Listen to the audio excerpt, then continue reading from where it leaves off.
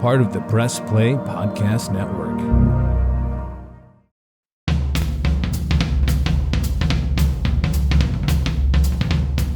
Hey everybody, and welcome to this week's episode of Producing While Asian.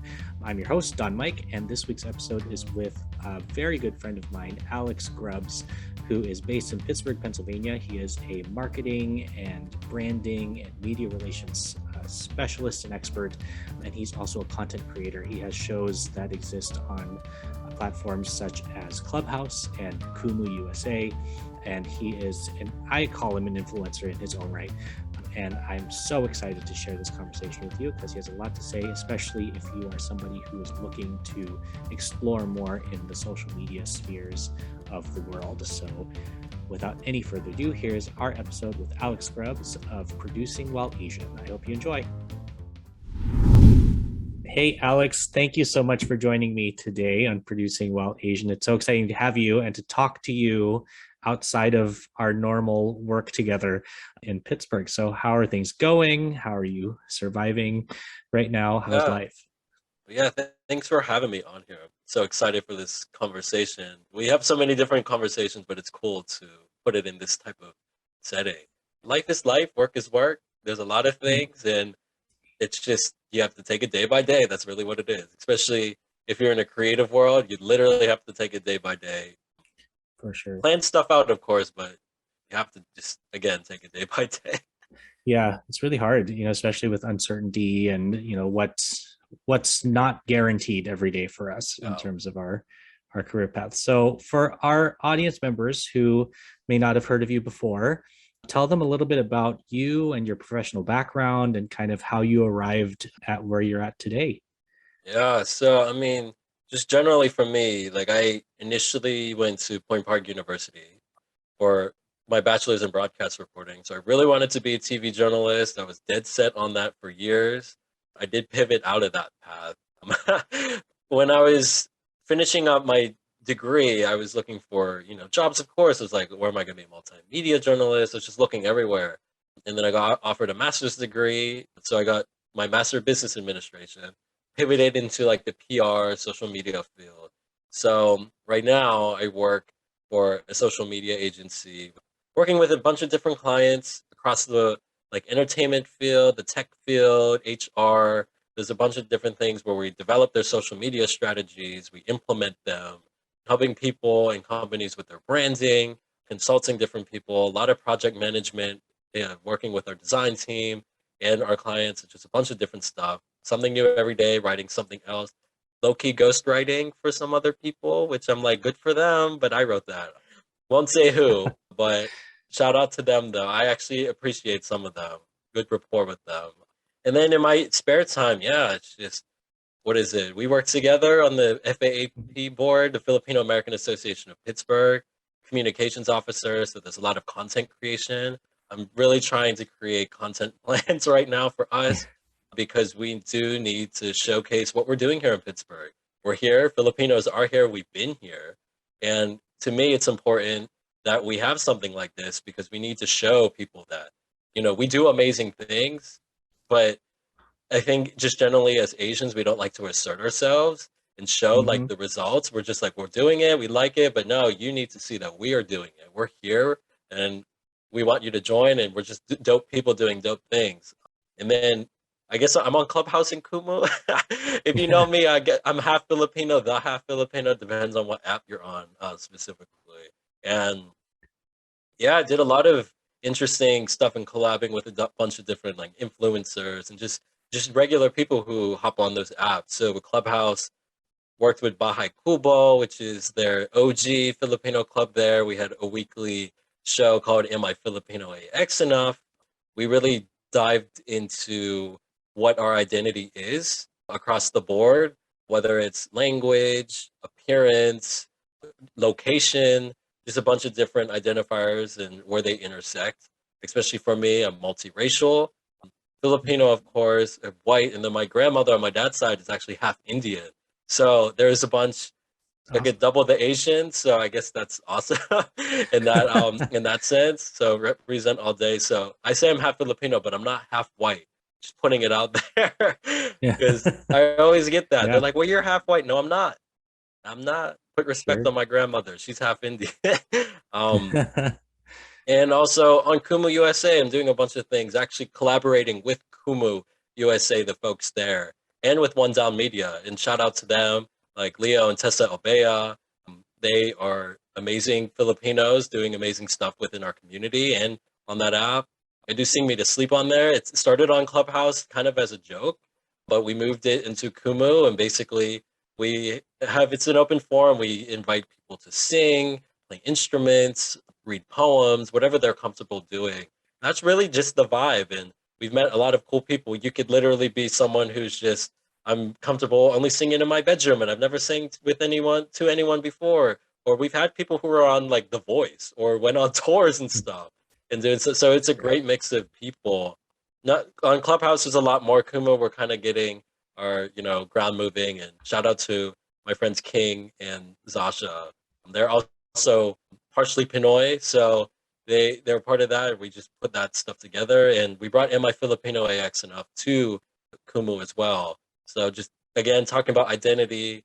What I really like about that app is a Filipino app, so we get to be with our Filipinos. It's like giving back, but we Yeah. have a space where we could just talk. We don't need to worry about some random coming in here and just trying to take up the space. Of course, there's non-Filipinos on the app, but there's just the basis of that app is Filipino. So it's lovely to just be there with everyone. And King and Zasha still do stuff with them, and my friend Josh, who's over in the UK, put that stuff together. And to Nice. me, it's just important. I feel like it overlaps in everything. Because even myself, it kind of going on tangent, but kind of history and everything together, is I feel Filipino American. I am Filipino American. I would put that at the top identifier for me because it intersects in everything that I do. I can't not work somewhere without being Filipino. I can't be me without being Filipino. Can't walk down the street without being othered. And I'm Filipino. Even if I may not traditionally look like a Filipino, like I still am. So that's Mhm. just where I'm at. And it all comes together. Awesome. A lot Right. of Right. And social media, a lot of stuff, and it's literally what I do all day. I sit on social media. yeah. So I would, well, in my personal opinion, I define anybody who's under 30 as an influencer because I'm old. We are But the now. other thing is I consider you to be a content producer, and which is why I invited you onto the show. And so like I love that your kind of professional background is like a lot of things. It's very diverse. You have a lot of different skill sets. And so talk to us a little bit about how you kind of melded these two worlds together, right? Because like on one side you're a marketing professional, on the other side you're now a content producer in terms of Kumu and Clubhouse and all of the social media work that you do, especially with the Filipino American Association of Pittsburgh. You're our communications officer, so you have a lot of say in kind of what our digital content looks like. So kind of talk to us about how you kind of marry those two sides of you together and kind of how one influenced the other in happening, kind of Oh, how you went, mhm. how you kind of flowed into being part of those circles on Kumu and Clubhouse using, kind of your professional day job life. Yeah, I think this all stems from me going to school for broadcasting specifically. From there, I feel like growing up, I didn't have the confidence or even the resources to really dig deep into these kind of stuff. Like I played around with instruments and stuff like that. Like cool. I think when I first started, I got involved in my school newspaper in high school. And I think that was literally it. I think people don't realize that a lot of the stuff that we see comes from strong writing. Like everything, whether it's scripted or non-scripted, everything is from writing. We have to put together what this plan is going to be, what this show's going to be, what the script's going to be, how we're going to put anything together. That's where it starts. So from there, got into TV. Even in college, I co-produced our morning show, even co-hosted. So that was a lot of combination everything on camera.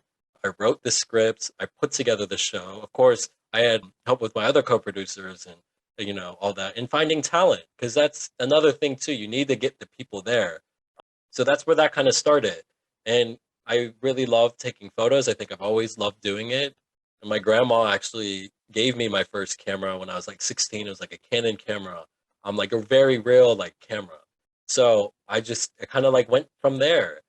And then I feel like from when I grew up, my teenage years were like in the early 2010s.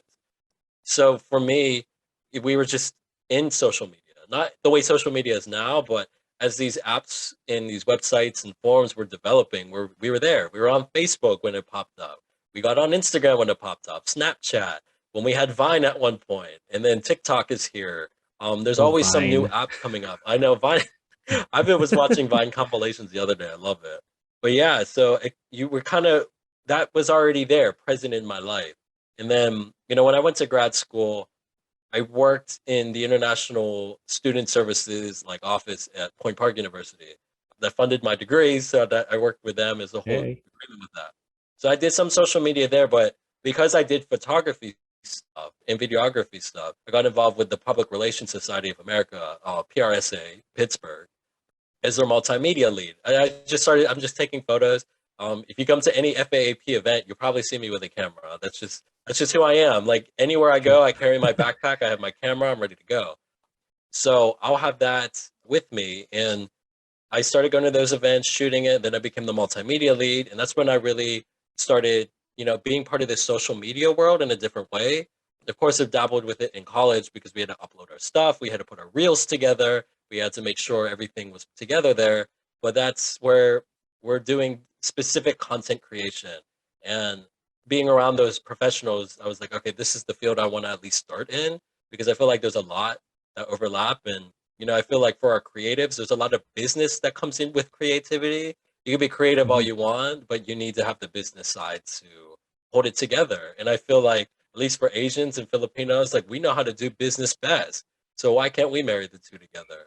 So coming to now where I'm at, where I work as a social media marketing professional, there's so many overlap of stuff. I look at content creation differently, not only in a scope. When I mean scope, I mean the scope of work. I'm talking about financially how we could go about that, but putting an agenda together, making sure that you are looking at the data from the stuff you're doing. Data is 100% important. It sounds so boring, but that's how you get gauged as an influencer. I'm not that Yeah, important as an it's true. influencer, but I could easily go on in someone's Instagram and do a spot engagement rate without having many things. Of course, you have the option to hide your likes, but you have your likes, comments, and followers. I could do your engagement rate real quick, and that's what a lot of people do. And actually, for influencer work, when you're looking for influencers for different clients, that's exactly what you do too. You're like, let me look at their Instagram real quick. Oh, they have an engaged following. Some people can have 130,000 followers, and I've seen it, but their engagement rate is so bad that why would you want to just because they have the follow like the reach doesn't mean Right. that they're having people being part of it. So it all marries together, and I think what's interesting about my job is we get 20% time to play around with these apps and be like, oh, this is a new app. I'm gonna go play around with this, and I did that. I did that with Clubhouse a lot, doing stuff during the day during my job, and even Kumu. Not like Kumu USA, we do a lot of stuff at night just because it's more geared towards the Filipinos, like in the Philippines. But during the day, there's a lot of Filipino Americans and Filipino in Europe. So it all comes together. I know it's Yeah. all winded, but like you can't have one without the other. It's all married Right. together. That's how I feel, at least. Totally. And so now how do you decide, when you're content creating, how do you decide what is worthy of mentioning, of putting it out there, especially when, you can kind of predict how people are going to react to a certain extent, right? And I feel like a lot of engagement measurement obviously is done in hindsight, right? You Yeah. can't tell upfront, like, oh, we're going to get 20,000 likes on this thing. When you're in the mode of pre-producing the content before you even put it out there, how do you make those decisions? What are the things that help make you or point you in the right direction in terms of what you're specifically going to post, say for a client, or if you're deciding on what your episodes are going to be about on Kumu, on one of the shows that you're involved with?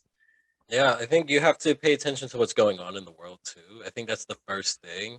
I know people don't think about that, but right now, and I don't want to make it too specific, but just with what's going on in Ukraine, we have to be on top of that. We have to be like, hey, look, some of the stuff that you've written before may not be or published before, it might be insensitive actually, and it may And it may not be insensitive in the fact that like what you're saying is wrong, but because people don't know about it and there's heightened emotions right now, someone can misinterpret what that means.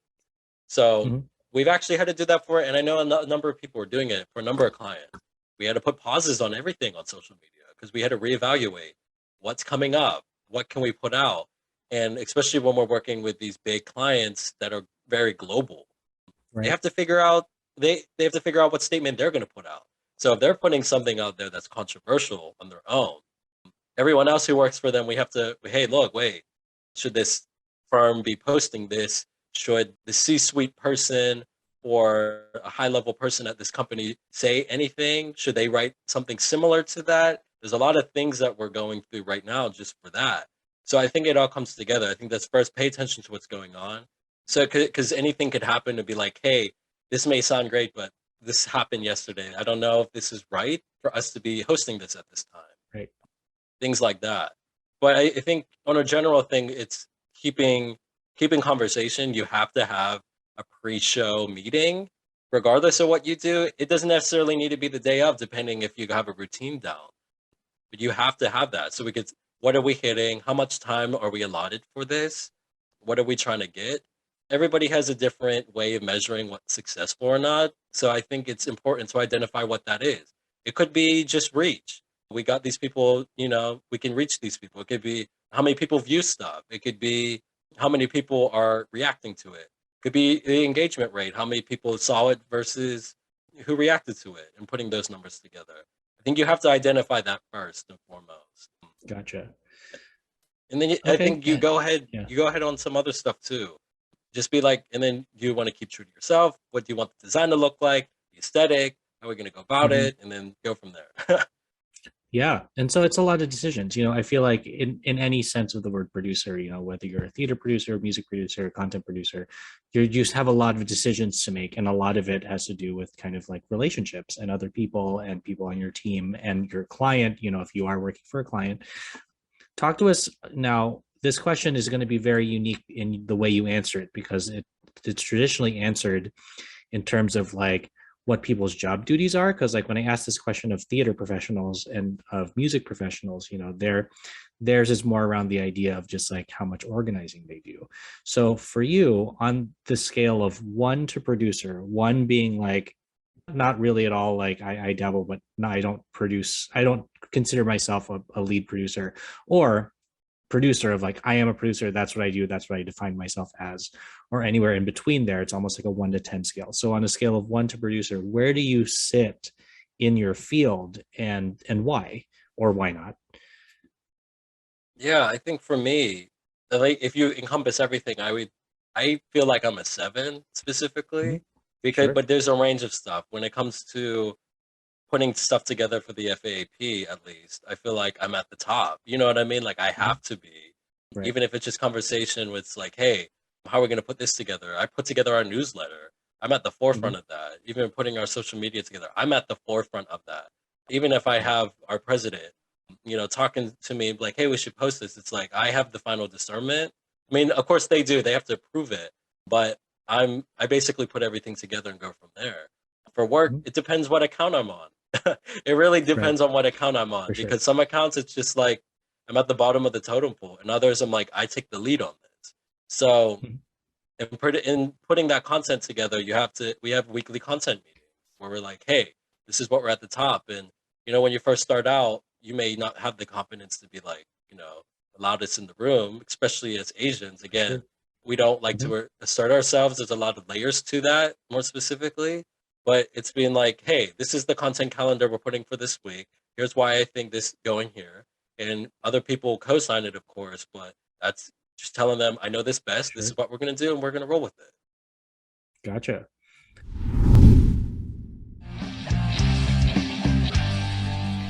We are excited to announce that we are joining the Press Play Podcast Network. The Krypton Report podcast is dedicated to all things Superman, Supergirl, and the planet Krypton. We discuss movies, TV, game, comics, and all things DC. So join me, Tyler, with my co-host James and Jania. So join us as we explore DC's multiverse. Look for Krypton Report on all social media platforms. Hi, I'm Alex Grubbs, and this is Producing While Asian. So let's shift a little bit and talk about representation. You Yeah. know, I think for me on my end, like I produce because part of my personal mission is to make sure that I can open doors for people who look like me and who look like us to have a seat at the table, to have their opinions heard, to have their ideas respected, even, who knew, like to have, what our guess our cultural image or whatever be as authentic as possible. So in your line of work, how do you approach that challenge of making sure that A, representation matters, and B, that it's respected? Talk to us a little bit about your efforts in your professional journey, about how you kind of keep to that mission that you have, because you've already mentioned it several times. So let's dive into that. Talk to us about Yeah. your effort in kind of carrying that flag with the rest of us. Yeah. I mean, regardless, of what identifier you go on, representation 100% matters. Whether it's on the big screen, which there's a lot of layers to that we could talk for hours about all of that. But even in the workplace, we need representation. We need someone there. I think it holds a lot of weight, and it's unfortunate that a lot of people of color have to hold this weight, being the only. And I think a lot of us have experienced being the only, even in Yep. places that are very populated with different identifiers or whatnot. They still have to navigate being the only in the workplace, and whether even if it's just you're a woman, or you might be trans, or depends what race you are, or if you're a mixture of different races, or wherever you fall on that the spectrum of things, or where they intersect together. For me, being in the room is 100%. That's what it is. I'm in the room, and I feel an anomaly. I feel like I'm an anomaly being here, because there's people who look like me. Where are Right. people who look like my family? Where they at? And I remember I did an influencer campaign. I think it was last year, and we were looking for dads, and the team was having trouble finding Asian dads, like, on social media. I'm like, bruh, Wow. like, I Wow. literally, I was like, Yeah. bruh, I just sourced like 10, real Right. quick. And I hate when people say, like, well, we can't find anything or anyone. It's like, we're here. You know what I mean? I could Hmm. easily list out a list of people and that. And I think that's where, being in the room holds a lot of value, because you can get the Hmm. people who look like you, or get the people, that deserve to be represented there. And it doesn't necessarily need to be like people who are Asian or Filipino or anything like that. You have to stand up and be like, oh, why don't we have any black influencers here? Why don't we have any black creatives here? Why don't we have any women here? Depending on where you're at in the creative field, that could be Hmm. something too. Where's the women in the C-suite? Where's the women in leadership? I think that's a conversation across the board. And the thing is, we're stronger together. We can't be like, Hmm. can't gatekeep. I'm here. Bye, y'all. You know what I mean? We can't be doing that. Right. It's so layered. It's so layered, depending, because there's so many different factors that go into it. But I Hmm. strongly believe representation matters. And again, while we're there, being person of color or whatever identifier you are, we're not the spokesperson of everyone who is part of that community. So for jobs too, they need to look out and be like, oh, just because you got the token, Hmm. right, doesn't mean you're Right. doing the work. It takes a lot of work to do diversity initiatives, be inclusive, even equitable. And I know that's a challenge where a lot of people are. But if you look at the communications field, I'll take the PR field for example. It's like it's at least less than 2%. It's like 2% of people are Asian. It's around that zone. And Wow. I'm like, Yeah. and even then, if you think about it, what is Asian anyway? There's so many Hmm. different backgrounds and cultures and countries that we don't even Right. know what Asians are represented there. And that's universal across the board. Hmm. So it's great to have Asian people in the room, but we don't even know what Asians are there too. So it's just Right. there's so much. There's so much there. I think about this stuff way too much. But But you know honestly, we what? just need to be Someone helping has to. hands. Yeah. Right. Somebody has to think about it, because like if we all say, well, the other person should think about it, then no one thinks about it because we're Uh, shifting it off to the next person. So what's your opinion on the idea of going down what you mentioned earlier about being the only? There are some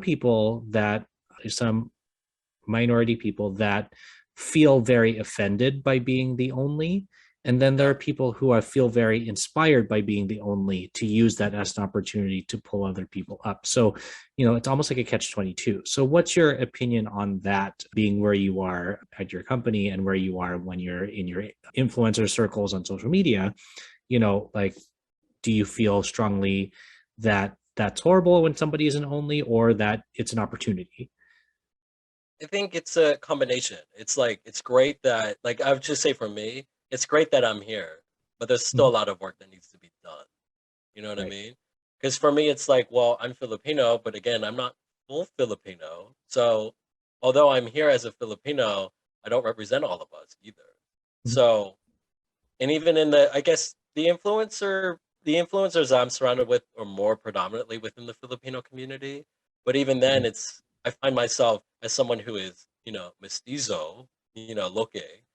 I always thought like we have to break the stereotypes and bring Filipino Americanness like to the Yeah. forefront here. But then I look in the Filipino community, not a lot of people that are mestizo are engaging with the community like I am, and a lot of my peers are. Whether it's just our Filipino American community, talking to people abroad, or even learning one of the languages, right? And Mhm. it's not a competition. You know what I mean? I don't think anyone's Right. less Filipino because they don't know the language, they don't wear whatever. If you're Filipino, you're Filipino. Period. If you, it's like the Mhm. one drop Right. was a drop roll. Right. If you One got some drop blood rule in that you, rules. yeah, Right. Right. you're there to go. So yeah, being the only, it's just it could feel it sucks at times because you're just like, I don't know Sure. if someone has my back when it Mhm. goes to this. And then I feel like we have this look too. If you look in there, like if you're in a room with any person of color, like someone else, and someone says something stupid, like very stupid, Right. might be racial bias in there. There might be something in there. It's Mhm. that look. I don't know how to explain it. We know what it is. It's that Right. look we give Right. each other, that side eye where we're like, and you just know Right. like 50,000 things at the same, like you're both thinking 50,000 things and it's the same 50,000 things. And then you Right. You're laugh just like, about it they and talk tried about it it. later. I know. You're like, they tried it just now. Like, Yeah. okay. It is an opportunity though, because when someone's Mhm. there, it should be ways to get more people involved.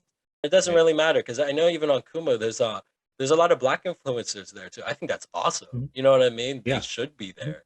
You know what I mean? Even if there's one, we shouldn't make them feel, they're less than. You're part of the. We want y'all here too. This is Mhm. like what Filipino culture should be, and how I feel is like we're welcoming of everyone. Like Right. everyone's a kababayan, everyone's a kapatid, everyone is all that. And if we're going to be like that, we can't sit here and gatekeep at the same time. We can't. My thing is Yeah. we can't be wanting to be at the forefront and then gatekeep our stuff when other people want to be Right. part of it. But there has to be respect, of course. It's not appropriating. We can't be Right. appropriating Yeah. anyone. Can't do that. Yeah. That's now between, because you're in both Clubhouse and Yeah. Kumu, relate that to the conversation about being the only, right? So Clubhouse was more like an open forum for like many different people, whereas Kumu is more like Filipino focused, right? Filipino founded and run. So what does the navigation of your identity look like on these two platforms? I know that on Clubhouse they have Philippine AOX specific spaces, but for the most part Clubhouse is everybody. But looking at Kumu, it's like Filipino first and then everybody else. So kind of, how do you manage that kind of almost different social media content producing personalities in a way, because in terms of different audiences, but like, how do you personally deal with that? Yeah, I think for Clubhouse, it's interesting. It's like you have your community, but then there's so many other people, there's so many things to get into, and then you can accidentally run into the bad stuff on there. Mhm. I met so many people who weren't Filipino that were on Clubhouse too, and it's just like doesn't Mhm. make a difference to me necessarily. And I think it's great to navigate that space. And even though some of the rooms that I was doing was more Filipino centric, we were doing Sing Me to Sleep. It was about anybody. You know what I mean? Anyone was Right, rolling right. up to like sing or just read a poem, play an instrument, and I thought it was like great because we're a bunch of talented people, just Yeah, vibing, and it's just yeah, it's awesome. we're not caring about background, but we're embracing background at the same time because other people be like, "Can I sing a different language in here?" We're like, "Hell yeah, sing that different Yeah. language." And then we have someone from Japan that was always coming. And we're like, yes, sing to us, please. We might Sure. not know what you're saying, but like we're here to, be here for that. So it was cool to like, intermix and meet different types of people there. Now, flip side, go to Kumu. Yeah, I feel like Kumu is funny because I feel like it's like you're at home. Yeah, right. I'm just like, all right, you know what I mean? It's like I'm not full Filipino, I'm mestizo. It's kind of navigating the same thing. You know what I mean? It's the surprise, Hmm. oh, you're Filipino, you're this. And honestly, you can't even question now because my my everything is just not half Filipino or half Filipino. So Right. it's like I already told you. You knew before I'd said anything. Right. Yeah. But I feel like having that, I don't need to reaffirm my identity as if, well, I don't need to reaffirm my identity at all if I don't want to. But I'd Mhm. like to, and I don't need, we could skip the question. I just told you. Sure. I just introduced Right. myself as this. And actually, I'm going to keep it real too. I've changed my LinkedIn to half Filipino too. Because my thing Mhm. is, it's like LinkedIn, everyone's it's professional. I'm like, I don't feel the need to be explaining everything. You see it from the moment you roll up on my professional page. And if you're not with it, then I probably don't want to work for you. So that's Right. just what it is. Yeah. That's interesting because I never thought about that in terms of LinkedIn because LinkedIn is it's another social media site. And so it's like, LinkedIn's crazy. and yeah, and I hear all kinds of things about LinkedIn and like how people treat it and stuff because it kind of goes around the one of the like biggest employment no-nos, which is what do you look like? Like what Yeah. is your ethnicity? Because people have profile pictures, like people have, they can list whatever they want on their LinkedIn, and Yeah. it kind of circumnavigates those hiring laws that exist and about questions you can and can't ask. So, that's funny to me that you've like Well, changed your no, LinkedIn. now that you like mentioned that too, what's real about that? Like, watch when you apply for jobs, they have that voluntary Hmm. form. You can Like, choose to no, pick your you ethnicity. choose, but that's like a double-edged sword. They know what they're doing because you are Hmm. voluntarily telling them stuff. So if you get a bad HR manager, you're already excluded because they saw that. It's crazy. Hmm. But yeah, Right. I don't care. My thing is just like my identity as a Filipino American will always intersect with work. And I'll be real too. I remember I was talking with my girlfriend about this too. And just for reference, she is white, but I was like, look, I can't. I'm looking for specifically a Filipino American therapist. There's like none in Pittsburgh. I'm just being open Right. about There's mental health. zero. We should be, There's yeah, zero. we should be more open about mental health, especially within the Asian community. So Mhm. I'm bringing this up. But I'm like, look, it's like I know sometimes there's a lot of work stuff that I've been through, and sometimes you just need to talk to some people, not just at my current job, just like every job, and everything compounds together when you're in survival mode. And I'm like, again, I can't I can't just talk Right. to someone about work because there's a nuance of it. You can't explain to other people. You need to Mhm. talk to someone who just gets it. Like I could sit here talk about work, but why am I working hard? Oh, it's because my mom said I had to work hard. We got to provide for the family. Why is it? She's Filipino. She's providing for the family. It's all layered together. Yeah. Me being at Right. work, and then I'm the only one here, and then unlayered, I'm mixed on top of it. So there's just so many different things. So it's like, yeah, I can't be one thing without being the other. They're all married Right. together, and that's For where sure. I'm at with that. Right. So, what kind of advice can you offer based on what you've seen and what you've experienced in your own quote unquote journeys in the social media space and the content production space? Like what do you think people should do more of, and like what in terms of when you are kind of looking around at what's around you, like what are you looking for and what do you define as like a best practice for somebody who's in this space, especially when it comes to the topics of representation and making sure you're not appropriating and trying to be as inclusive and as close to the needed levels of DEI as possible? Kind of how do you view that? Yeah, I think within the fields that we're in, I think start with just DE and I. Just do your due diligence. Like that's all you really need to do. Look it up. If it feels like, oh, is this right? Just question if it's right or not. And don't be afraid to reach out and be like, hey, I'm putting this together. I just want to make sure this is right. Have a trusted team or allies or someone who could be like, yeah, that might not be right. It's great to have a pair of eyes on everything that you do.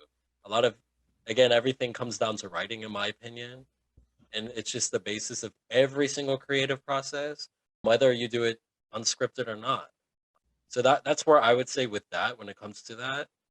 Honestly, if for some people like why y'all appropriating stuff? That's just my question. Like, come on. Right. Like what? Come on. Like just don't. Anyway, Just stop. yeah, just don't. Don't like Right. don't do that content creation stuff where it's like you're combining everything together. Like I'm not gonna sit here and talk about Raya, but like Southeast Asian, no, Filipino Right. background, They're but they're what? different Southeast Asian cultures, Yeah, that's It's what I mean too. And I'm like, oh, yeah. but more Filipinos relate to Encanto, but that's different. That's a different Right. story. It's a whole different story for another day. That's We a can whole do a different whole story, nother but episode. Yeah, a whole just nother on that, episode on the what's it called? The yeah, intersectionality of yeah. Latinx and Spanish culture and uh, Filipinos. I know. I'm gonna introduce you to my friend Nicole. She's Mexican and Filipino, and she's like, We "What love is a going good on?" Mexicasian. Yeah. um. But other stuff I would advise too. I think, especially being Asian or even Filipino, assert yourself. You know what I mean? Don't feel like Right. you're not enough because of this. Even if you feel like you're not enough, people don't know that. So I think a lot of it's like confidence. Even if you're faking it, just do what you have to do to get into the door or create that door for yourself. I would even say just do the work too. I think the thing that holds us back is taking the first step. Yeah. Because we think, oh, we're not going to be perfect. Look at all these people. They're doing this, and that. But they had to start somewhere too. Just do it. I remember I used to be terrified to sing in front of people. Now I do it on a Kumu cast with like, we get like over 1,000 people. We get thousands of people like throughout the weeks. And if we're collaborating, there's just a lot of people that end up on there. I'm like, okay, cool. That's just what we're doing now. And even in content creation, I'm like, I don't know if I'm perfect. Oh, I just started with, let me take this photo. Let me try this on graphic design. Let me write this. First, I thought it was horrible. I look back at some of that stuff, it looks terrible because I'm like, I didn't know what I was doing. But if I didn't So you got to start that, start.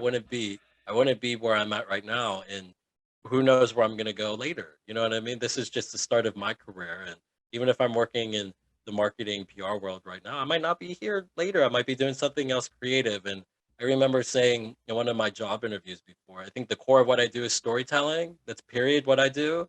How it's expressed, it's, subject to change. But what I like to do, whatever it is just storytell.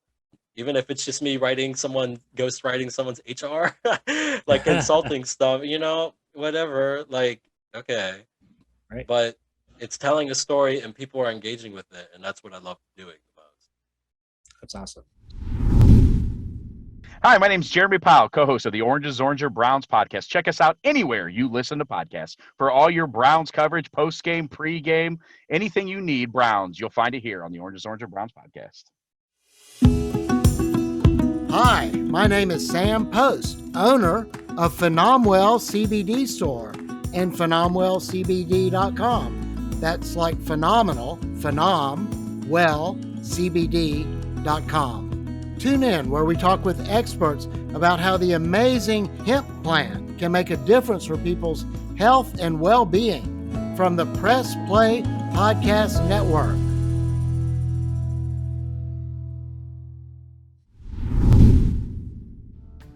Hi, I'm Alex Grubbs, and this is Producing While Asian.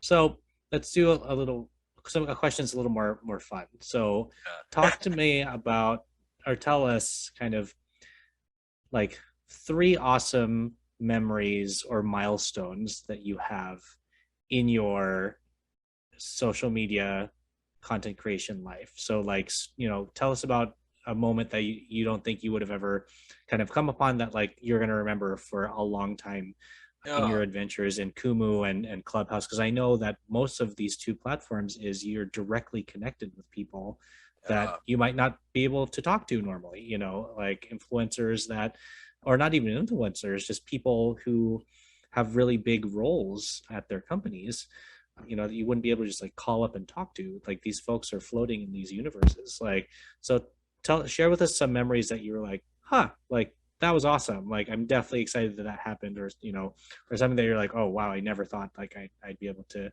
connect with that person, things like that.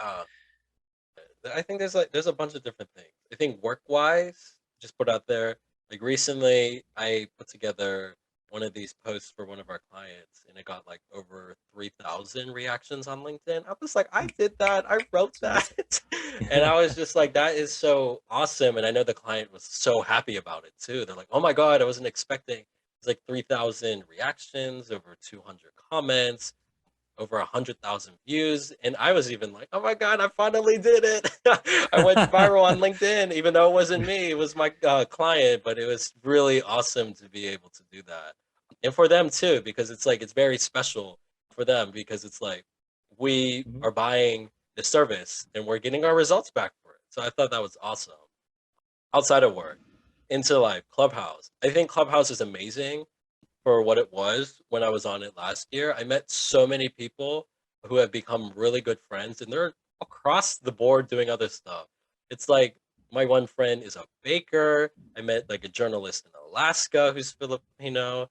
You know, my one friend is a voice actor. We're doing stuff with Netflix. I know like a Emmy award nominated producer. I know just people doing stuff in the nonprofit space. People, they're just so many different people with so many different accolades in their own rights. It's so cool to connect with other Filipino Americans and even just Filipinos abroad, of course, but to be able to talk about our shared experience and finally being like, well, we've all felt like this. And here are these people who are across the country. And it's like they were experiencing the same stuff, give or take. I think that was dope. And some of these people are like genuinely my friends. Like I talk to them every day, every time I'm in Los Angeles, because that's where everyone kind of congregates, even though everyone's spread out, meet up with them. In New York too. Every time I'm in New York, I'm like, hey guys, let's meet up, let's do this. And it's not even just like, oh, I met you on an app. It doesn't even feel like it. It's like I know their lives, they know my life. It's like I have been friends with them for years. And I think my moment, I remember, I think it was back in June. We were just, it was like a bunch of us just hanging out. We were just at the Santa Monica Pier, just walking around. I'm like, we're actually doing this. This is Yeah. cool. It's like we've created all this content together. We've never met each other. And here we are, Mhm. just hanging out here. I thought that was awesome. And for Kumu, I would say too, being involved with that Filipino network has just been opened my eyes. It's like again connecting with the folks at One Down and Kumu USA. I've been following One Down forever, and just to be like, oh, and I do just shout out to Leo because he's the same age as me. I didn't even know that, and he's out Yeah. here Yeah. doing like literally the work for our community and what representation means across the board, which I think is dope. Him and his team. But it isn't even just that. It's just like being on a stream. I'm like, there's like 4,000 people that were in here. What am I doing right now? Right. I thought that was like crazy. And I remember we kicked off our first Sing Me to Sleep on there, and like we got it's over 1,000 people tuned in for that. And I was like, wow, like this is our first stream, and in our first Am I Filipino, the AX enough on there too. Got over 1,000 people. I was like, look at us, and we did it off the One Down Kumu, and I was like, who would have ever thought like our worlds collided that way? And I think it's dope. And I will add another thing too. Being on a bunch of my like friends' podcasts have been amazing. My friend Layla Jerusalem with Partially Pinoy, my friend Nicolette Guillen, she's doing a lot of different podcast stuff. She's awesome. My friend Adrian Pangolinan and his podcast. There's so many different stuff that I've been like hopping between, and they're genuinely friends of mine. But it's so cool to be able to just like, and I'm on yours now. I think it's so Yeah, here we dope. are. Yeah, it's so great to just talk to fellow Filipino Americans about the creative stuff or just life in general and how we're Yeah. navigating it with each other.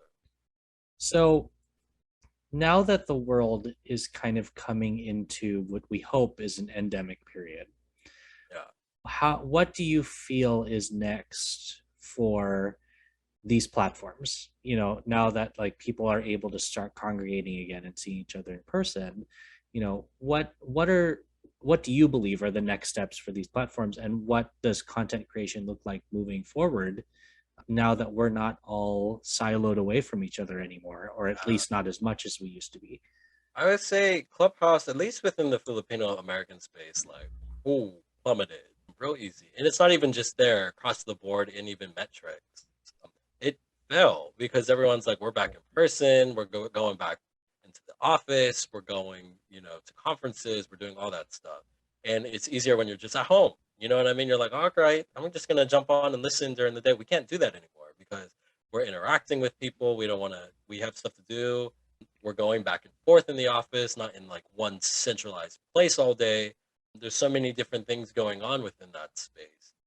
I think it still has a lot of value. I think, but you have to be more deliberate on what you're doing. You have to do more, I guess, advertising, whether that's organic or paid, to get Mhm. people to come to your specific room or your specific talk, whatever you're doing.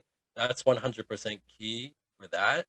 I could say the same thing with Kumu too. But the thing is with Kumu, what I like more about Kumu than Clubhouse is you can turn the camera on. You can interact with people, Right. and there's a chat and comment section at the bottom. So even though it's an app where it's like, oh, people could just hop on and chill and do stuff, there's a lot of different content that could be there because it's live streams. I can literally tune in and watch these people. But again, there's a level of like advertising that's good. We have to post about our show. We have to have it posted on the official Instagram. We have to do all these different things to make sure people know, hey, come here. We have to schedule it so people could see like when the live stream's gonna happen. There's so many different things that you have to do. And you can't just be like, oh hey, I'm just gonna do this. You can, but if you're looking for high engagement, you're not gonna Right. get anywhere with it. You have It's to put it different now. out there for people Mhm. to see so they can prioritize that time. Whereas last year, I randomly create a room and then there's like 50 people in here. We're discussing this stuff. You can't do that on the fly. And if you do, you're lucky in some moments. If it's like timely news or drama or something like that. I remember it started out again, Sing Me to Sleep. We were just like, all right, we're bored. We started, and that's how it started out. Right. With no advertising, nothing. We're just like, all right, let's Mhm. do it. And then all of a sudden we're like, there's like 100 people just coming like steadily throughout the night. And I was like, probably over 500 people throughout the night. And I'm like, what? What are we Right. doing? You know what I mean? That's You're like, awesome what's though. going Yeah, on that's here? great. Yeah. Sure. So So cool. that's really, yeah, because I just was so curious about like, well, what's going to happen now that like we're all interacting with each other? So that all makes a lot of sense. So talk to our audience about kind of now what shows on these platforms are you now producing with these online friends that you've gained over the last 2 years, and kind of talk to us about like what your projects are right now and then how people can be in touch with you, because part of this podcast is making sure that we solve that stupid problem that you mentioned where like a bunch of non You can't people of find them. color, like we can't find people, like, so I do We're want you here. to talk about how people can reach you too on here publicly. So talk to us about your projects and talk to us about how people can reach out and find you and work with you too.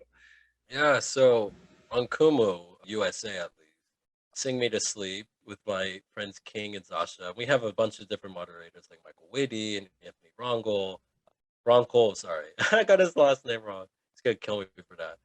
Yeah, and just a bunch of different people. We have our super fans too. I just want to give a shout out to like Tita Cruz. She's with us every weekend Tita singing. Cruz. Krista, Mara, our boy Gerald. Like they're literally here every. When I mean Tita Cruz literally pops up and she just sings. It's like Filipino karaoke, but she sings so well that it's just like it's Awesome. both at the same time. I'm so happy she comes like with us. And even a shout out to Astrologic. Sharito is part of it. It's a queer like neo soul group in like the Bay Area, and they just popped Nice. in, and I love them to death. It's so great that you can connect with people like that. And even Andre, he was on the Voice in the Philippines. He's dope too. He just Okay. popped in. I don't even know how we Nice. connected. He just popped in, started singing, and we're like, oh, that's Yeah. that's spam. You know what I'm saying?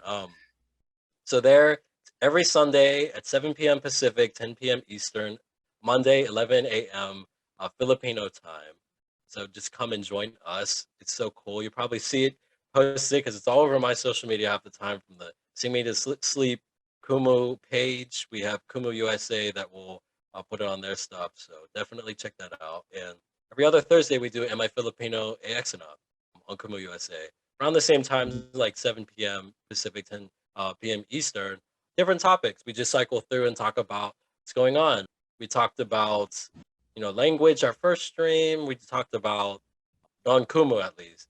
The second one, we talked about love. We just talked about the similarities between the Black community and the Filipino community in the US, more specifically. It was just a cool room. It was very lighthearted. We were just talking with each other and vibing and even the people who are Black and Filipino, and what that experience was like for them. And we wanted to do that for Black History Month to show the significance, because Black history is interwoven.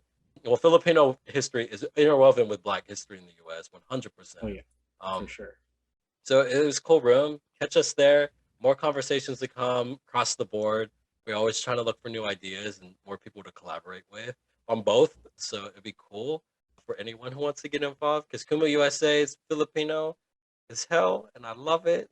But there's so many other people who aren't Filipino on there, which are amazing to like meet too. And just in regular life, yo, honestly though, we need y'all to roll up to the Filipino American Association of Pittsburgh events at the Philippine Center in West Mifflin, Pennsylvania. And that's back, Right. period. Please come. I'll take a photo of you, learn Tini Kling. If you don't know what Tini Kling is, you will. And we'll just vibe. I feel like we're in our workshop from last week. Oh, just give people what's your 30 second What's your 30-second speech or like elevator board pitch. Development moment. Yeah. But yeah, That's we're making West Mifflin happen. That's what we're doing. Oh, I don't know about I don't know about all that. Shout out to y'all in West Mifflin though. That's not gonna say. But that's definitely something. And there's always some smaller projects in the works. So and then just you, follow me. Where can they find you? Find me. Yeah. On Instagram and Twitter is half Filipino. But on these and Clubhouse. But on Kumu, yeah. The half Filipino. It's so hard. People like snatch that. It's so crazy. It took me like a couple years to get half Filipino on Instagram because it was the half. But I gotta wait till these people delete these accounts, and I watch like a hawk because they can become inactive. I literally do. I'm like, when is this person gonna get rid of this name so I could take it because I deserve it? It's you start to turn into the person who wants to buy people's handles to be like, I'm gonna buy you off of this handle. I would trademark. No, someone will probably trademark it before I do. To be honest. No, I don't own it. You don't want to give anybody any ideas. No ideas. Gotcha. Well, do you have any parting words for anybody that might be thinking about jumping into content producing or, being a little bit more active on social media? Last parting words, if you will. Yeah, I mean, if you are Asian or Filipino and trying to break into this space, just do it. You know what I mean? We are told by our parents way too many times, be a doctor, be a nurse, be an engineer. Screw that. We need people to be in this field, 100%. Because if we're not going to write our stories, someone else is going to write our stories for us, and they're going to get it 100% wrong, as they always do, and we see it across the board. Who better to tell our stories than us? Like, seriously. Exactly. We're the best people to do it. And I think just take it in. Be very cognizant of your surroundings when you're going in it. It's not going to be easy. It won't be easy. Yeah. Have a good support system. Not have people around you that aren't there to use you. They want to be there for your success. It's easy to get caught up with people who just care about whatever gain they get, and they don't care about what you're going to get out of it. So I think that's incredibly important. And then again, just do it. Live your life. If you're going to tight budget it, but at least start it. Because once you start it, it's just going to open your world and open the world around you, and you're not going to realize how many people you're going to affect and touch. Because sometimes I forget. Because I feel like a small person in everything, and I'm like, wow, look at all this stuff we're doing for our community in so many different facets. And I'll just say one more thing, kind of an anecdote. One of the people I met on Clubhouse, her name is Kat. She messaged me privately after so many of the conversations we had on Clubhouse where she was a bystander or in the conversation. And she said, thank you for having your rooms. I now have the confidence to speak out about alcoholism in the Filipino community, and I want to help other Filipinos navigate that space. And I'm like, what? For you just coming up? Like, I think about this all the time, and I'm so happy that I was there to help facilitate a space where someone was comfortable enough to really jump into their own and seize what they want to do, especially for someone who is part of our community. I think that's awesome. And that's what we should be doing. It's not a competition. We should be empowering each other. Yeah. And that just kind of points to what you're saying about like, just do it. Like, just do it because you don't know who's going to reach out to you or who's going to be listening or, things like that. Like, don't prejudge your actions before you even do it. because like you can't tell what'll happen until you try, right? So I think there's something to be said about just like having the kind of, for lack of a better phrase, having the guts to just do it. And like the worst that can happen is what your room it's not as popular, or like you ask a question and somebody says no. I think everything is worth trying at least once, right? So Yeah, people judge, and you kind of have to accept it. People are gonna judge, but what are they gonna say when you're out here vibing and successful? Be like, you should have been there for me when I was nothing in this space. And that's how I feel. It's like, hey, like when I was starting out, but now the accolades are here. You want to be part of it. That's not how we do it. You know what I mean? But we shouldn't judge. There's a lot of judgment in our community. We need to stop doing that, and we should just embrace each other. And again, I feel like it's always projected jealousy. That's how it is. Right. And that's not what we should be doing. We should be embracing each other and being here for each other. Because again, if we're not going to be here for each other, who's going to do it? Not going to be anybody else. So we kind of have to do it. We have to do it. We always have to do it. And that's just what we should be doing. That's how I feel. Yeah, I love that. And, that's where Producing Well Asian is at. We're currently in season 2. And if you look back, it's already a vibrant community of so many different AAPI people that are all different parts of, the industry or different industries and producing in different ways. And so thank you so much, Alex, for being on this episode today. And it was like fascinating to hear all of your thoughts. And I know your perspective from the marketing side and the media relations side and kind of in the social media sphere is going to be so awesome for so many people out there listening to this podcast, because I know you can listen to theater people for a while, but I think it's great to have different perspectives in terms of the word producer and the concept of what producing is, because there's no one definition of it. So just know you're welcome to come back here anytime. If there's anything you want to promote later in the future, we'll have more episodes, more conversations with different folks, because I know that there are plenty of former guests and future guests that would love to connect with you on whatever it may be. So definitely expect to be back on in the future. Yeah, thank you so much for having me. This is awesome. Everyone, shower love to Don Mike.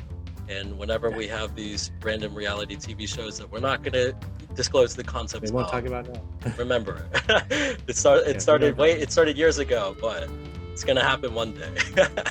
For sure. All right, we'll see you next time, Alex. All right, thanks. See ya. Thanks for listening to today's episode of the Producing While Asian podcast. Our theme song was created by Luckstock. We're produced by Press Play Podcast, and the show is edited by Michael Santos Sandoval. If you have a moment, please leave a rating and a review, and send any ideas you have to producingwhileasian@gmail.com. To follow us, stay updated, or to read our blog, visit www.producingwhileasian.com.